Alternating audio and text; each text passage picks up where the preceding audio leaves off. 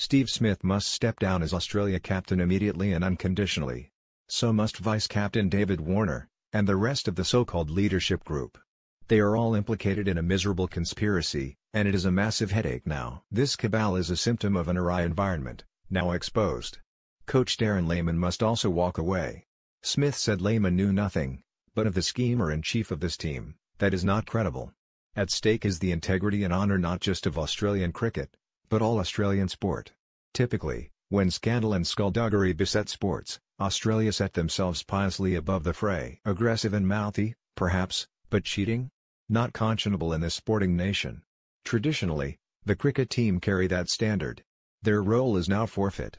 Ball tampering using, crucially, a foreign agent is, calculatedly, willfully, brazenly against the rules.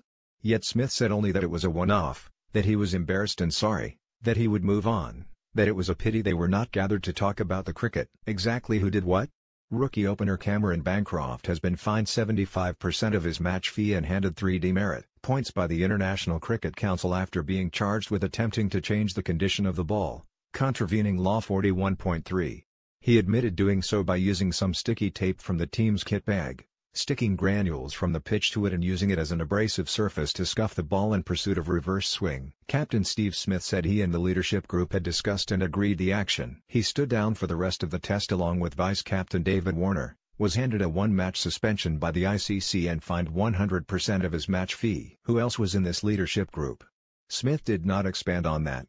But in the past Australia have indicated senior bowlers Mitchell Starc and Josh Hazlewood were part of their decision-making unit. Tim Paine's promotion as temporary skipper seems to absolve him.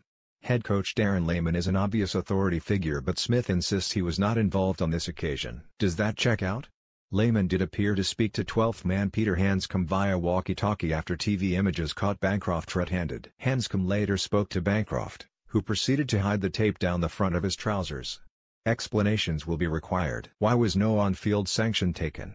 First of all, Bancroft appeared to deceive the umpires by showing them the holder for his sunglasses instead of his ad hoc sandpaper. Secondly, his attempts to change the ball simply appeared to be unsuccessful.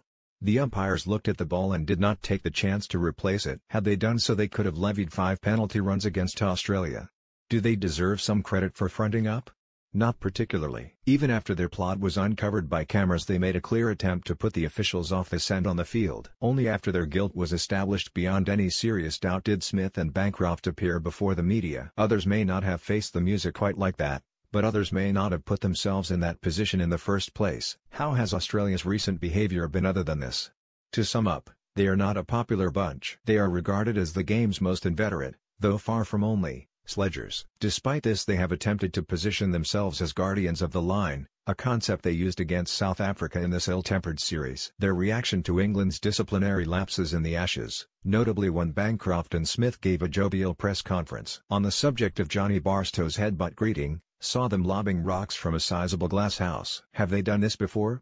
Smith was quick to emphasize this was a regrettable first-time offense but skepticism is natural. It could be argued previous transgressions would have been picked up in just the way this one was.